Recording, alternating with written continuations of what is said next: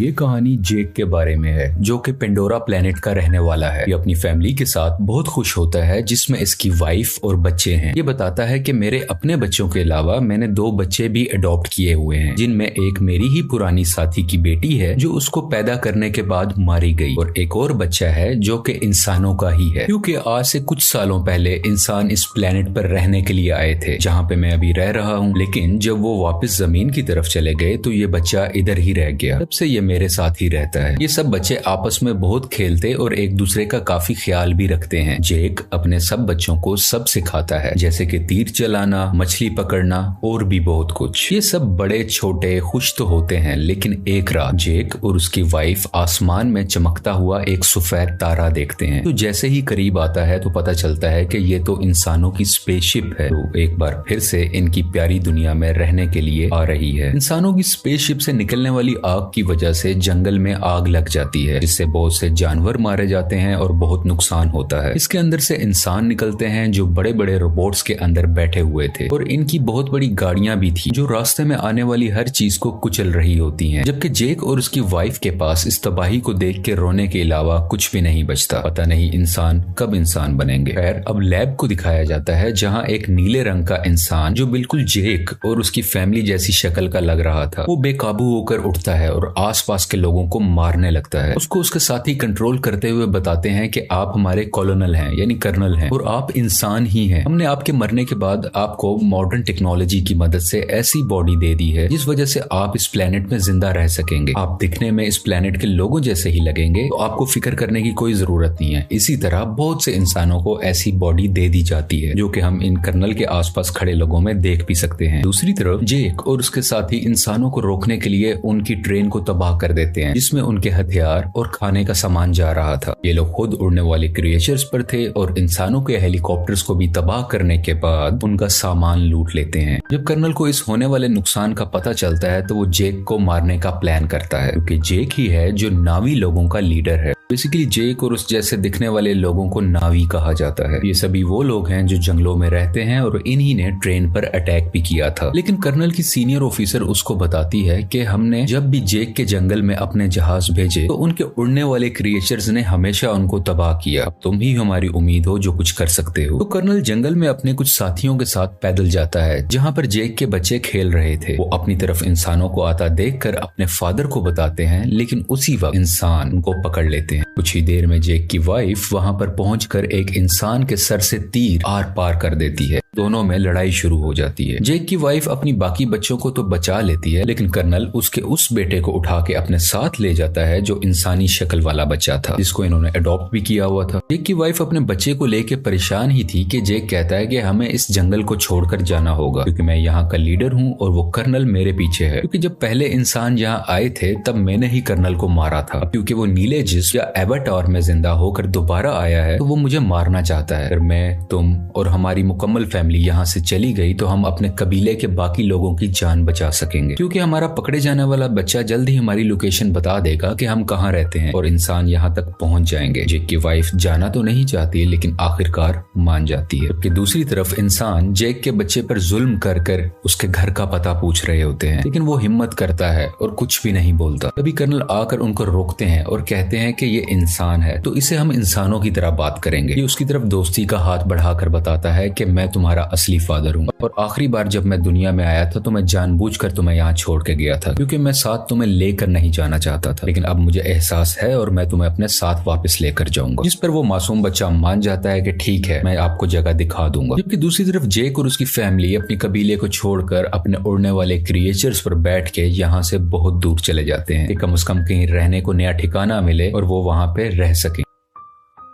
ये लोग पानी के पास रहने वाले नाविस के पास पहुंचते हैं। यहाँ पर रहने वाले लोग हैं तो इसी प्लेनेट के, लेकिन दिखने में सब्ज रंग के होते हैं। ये पानी वाले नावी शुरू में इनका मजाक बनाते हैं, जैसे कि वो कहते हैं कि इनकी दुम पतली है, इनके बाजू पतले हैं और भी बहुत कुछ। तभी पानी वाले लोगों का लीडर आता है और कहता है कि तुम जंगल के रहने वाले हो, तुम्हारी यहाँ पानी के पास कोई जरूरत नहीं है, तुम्हें कुछ नहीं आता कि पानी में कैसे सरवाइव करना है। लेकिन जेक जवाब में कहता है कि हम बहुत जल्द ही सब कुछ सीख जाएंगे और मेरी फैमिली के लिए मुझे आप लोग लोगों की जरूरत है ताकि वो यहाँ पर सही सलामत जिंदा रह सकें। ये देख के पानी का नावी लीडर मान जाता है और उनको रहने की इजाजत भी दे देता है। अगले दिन जेक के बच्चों को वहाँ के रहने वाले बच्चे घुमा रहे होते हैं, जबकि जेक का बेटा अपने बालों वाली चुटिया वहाँ के एक क्रिएचर से जोड़ता है तो वो बहुत तेजी से पानी के अंदर तैरता है, जिस वजह से गिर जाता है और वहाँ के सब लोग हंसने लगते हैं। अगले दिन वहाँ के कुछ बच्चे जेक की बेटी को पागल कह रहे होते हैं। इसके अलावा उससे बदतमीजी भी करते हैं, उसको काफी तंग कर रहे होते हैं। तभी वहाँ जेक के बाकी बच्चे भी आ जाते हैं और उस तंग करने वाले बच्चे को मारने लगते हैं। तुमने हमारी बहन को ऐसा क्यों कहा? जब जेक को ये सब पता चलता है तो वो अपने ही बेटे को डांटने लगता है कि तुमने उसे क्यों मारा, वो यहाँ के लीडर का बेटा है, जाओ तुम उससे माफी मांगो। वो जब जाकर माफी मांगता है तो लीडर का बेटा अभी भी गुस्से में था और वो उसको धोखा देना चाहता था, बदला लेना चाहता था। कहता है कि चलो तुम्हें एक अच्छी जगह पर लेके जाता हूँ। वो उसे गहरे पानी में ले जाता है जहाँ पर एक खतरनाक मॉन्स्टर रहता था। वो उसको वहाँ पर जाकर अकेला छोड़ देता है और खुद वहाँ से वापस आ जाता है। कुछ ही देर में पानी के अंदर से तेज मॉन्स्टर आकर उस पर अटैक कर देता है, जिस वजह से वो डूबने लगता है और लगातार मॉन्स्टर उस पर अटैक कर कर उसको खाने की कोशिश कर रहा होता है। दोनों आमने सामने होते हैं। तभी वहाँ सबसे बड़ा मॉन्स्टर आ जाता है जो छोटे मॉन्स्टर को अपने मुंह में डाल के पत्थर पर जोर का मारता है और उसको वहीं मार डालता है। इतनी ही देर में जेक का बेटा पानी में मजीद सांस नहीं ले पाता और डूब जाता है। जैसे ही उसकी आंख खुलती है तो वो देखता है कि सबसे बड़े पानी के मॉन्स्टर ने उसकी जान बचाई है और वो उसके ऊपर लेटा हुआ है। ये लड़का देखता है कि वो मॉन्स्टर बेचारा काफी जख्मी भी है, तो ये उसके जिस्म से कुछ लगे हुए हथियार निकालकर उसको सुकून देता है, जिससे इन दोनों की दोस्ती हो जाती है और वो मॉन्स्टर इस लड़के को उसके घर वालों के पास छोड़ के आता है।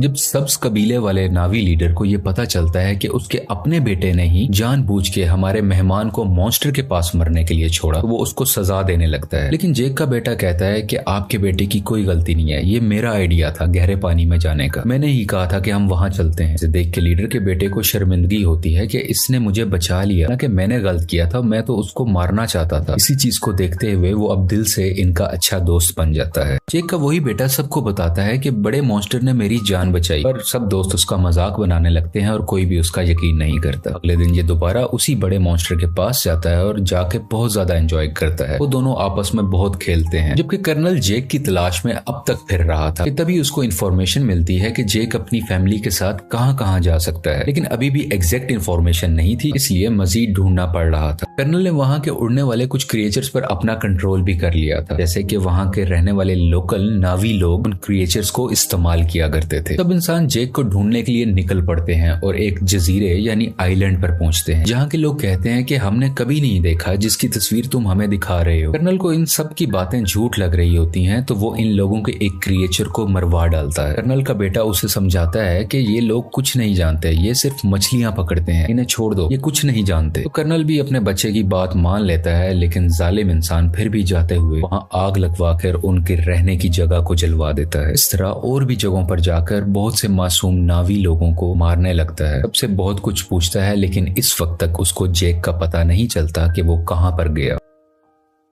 इसी तरह ये सब इंसान पानी वाले एक क्रिएचर को देखते हैं, उस पर भी लोहे की बनी हुई चेन और कुछ छोटे मिसाइल से अटैक करते हैं। इसके अलावा एक ऐसी अल्ट्रासोनिक गन से भी अटैक करते हैं जिससे वो मॉन्स्टर इंसानों पर हमला ही नहीं कर पाता, इंसान इसको बड़े आराम से पकड़ सके। वो बेचारा मॉन्स्टर अपने छोटे बच्चे के साथ तैर रहा होता है, जिसने इंसानों का कभी कुछ नहीं बिगाड़ा था, लेकिन वो दर्द से तड़प रहा था, चीख रहा था और आखिरकार वहीं पर मारा जाता है। उसका छोटा सा बच्चा इर्द गिर्द घूम कर उसको आवाजें दे रहा होता है और इंसान बहुत ही बेशर्मी के साथ खुशी में तालियां बजा रहे थे कि वो अपने मिशन में कामयाब हो गए। ये सब देखकर कर्नल का बेटा काफी तकलीफ में होता है, क्योंकि उसको इन सब जानवरों की फिक्र थी और वो इस होने वाले जुल्म को बिल्कुल बर्दाश्त नहीं कर रहा होता। इंसान उस क्रिएचर को पकड़कर अपने साथ ले जाते हैं, उसके मुंह के अंदर जाकर ड्रिल मशीन से उसके मुंह के ऊपर वाले हिस्से में सुराख करते हैं, जिसके अंदर से एक पीले रंग का लिक्विड निकलता है, जो कि एक ऐसा पानी है कि जो भी पिएगा उसकी उम्र बहुत कम स्पीड से बढ़ेगी, यानी उसको जिंदा रहने के लिए बहुत से साल मिल जाएंगे और वो जल्दी नहीं मरा करेगा। और इस लिक्विड की कीमत भी करोड़ों डॉलर्स में है, इसको ये मार्केट में बेच के बहुत पैसा कमाने वाले हैं। अगले दिन मरने वाले मॉन्स्टर क्रिएचर को सब्ज नावी लोग देख लेते हैं। इसके बाद जेक को बुरा भला कहने लगते हैं कि तुम्हारी वजह से इंसान इधर तक पहुंच गए और अब वो हमारे क्रिएचर्स को मार रहे हैं और बहुत जल्द हमें भी, इसलिए जो भी हुआ सो हुआ। ग्रीन नावी लीडर कहता है कि हम इंसानों से मुकाबला करेंगे, इसकी कुछ देर बाद ही जेक का बेटा सबसे बड़े मॉन्स्टर से एक बार फिर मिलने जाता है और देखता है कि उसके ऊपर एक एंकर जैसी डिवाइस लगी हुई है, जिसकी वजह से उस मॉन्स्टर को उस डिवाइस ने वहीं रोका हुआ था और वो वहां से हिल ही नहीं पा रहा था, क्योंकि इंसान उस लिक्विड को हासिल करने के लिए और भी मॉन्स्टर्स को मारने का इरादा रखते हैं। और इस बार बारी है जेक के बेटे के बड़े मॉन्स्टर की, जो साइज में भी बहुत बड़ा है और उसमें से लिक्विड भी बहुत ज्यादा निकल सकता है। इसलिए इंसान अब इस मॉन्स्टर को मारना चाह रहे हैं। बेटा और बाकी भी उसके पास होते हैं, जबकि इंसान इस तरफ बढ़ रहे होते हैं। कर्नल भी इन बच्चों को वहां दूरबीन से देख लेता है। जेक और लीडर को पता चलता है कि उनके बच्चे खतरे में हैं और वो अपने हथियार उठाकर उन्हें बचाने के लिए निकल पड़ते हैं। बहुत मुश्किल से बच्चे बड़े मॉन्स्टर से वो डिवाइस निकाल देते हैं, जिस वजह से मॉन्स्टर वहां से आगे तैरकर निकल जाता है और बिल आखिर उसकी जान बच जाती है। लेकिन इंसान फायरिंग करते हुए अभी भी बच्चों का पीछा कर रहे होते हैं। यहाँ पे लीडर की बेटी मरने ही वाली होती है तो जेक का बेटा उसका हाथ पकड़कर अपनी तरफ करके उसकी जान बचा लेता है। लेकिन थोड़ी ही देर में बच्चों को बड़ा सा जाल डालकर पकड़ लेते हैं और अपनी शिप पर ले आते हैं। कुछ देर तक बच्चों के पेरेंट्स भी यहाँ आ जाते हैं, यानी कि जैक वहीं रुककर देखता है कि उनके बच्चों को शिप के आगे कर्नल ने बांधा हुआ है। कर्नल कहता है कि अगर बच्चों की जान बचाना चाहते हो तो शिप पर तुम सिर्फ अकेले आओगे। तो जेक सबकी बेहतरी के लिए अकेले जाने का फैसला करता है। तभी जेक के बेटे का सबसे बड़ा क्रिएचर दोस्त पानी के नीचे से एकदम से ऊपर आकर इनकी शिप पर चढ़ जाता है और अपने हाथों और दुम से वहाँ खड़े इंसानों को मारने लगता है और हर चीज तबाह कर रहा होता है। ये देख के जेक और लीडर के लोगों को भी मौका मिल जाता है कि वो इंसानों पर हमला कर दें और वो सब लोग शिप की तरफ बढ़ने लगते हैं। इंसानों और इन सब नावी लोगों के दरमियान काफी लड़ाई हो रही होती है। बहुत से इंसान भी मारे जाते हैं और कुछ नावी लोग भी। और वो पानी वाला क्रिएचर इंसानों की एक छोटी शिप के ऊपर से छलांग लगाकर उसको लोहे की रस्सी से इनको दबाकर मार देता है। जेक भी इंसानों का मुकाबला करते हुए बच्चों के पास आके उनको वहां से छुड़वा लेता है। कुछ बच्चे अपने अडॉप्टेड इंसानी भाई को भी ढूंढ लेते हैं और वहां से भागकर अपनी जान बचाते हैं। लेकिन उसी दौरान जेक का एक बेटा मारा जाता है और उसकी माँ ये सब देखकर अपने दिल पर काबू नहीं रख पाती और चिल्ला चिल्ला कर रोने लगती है।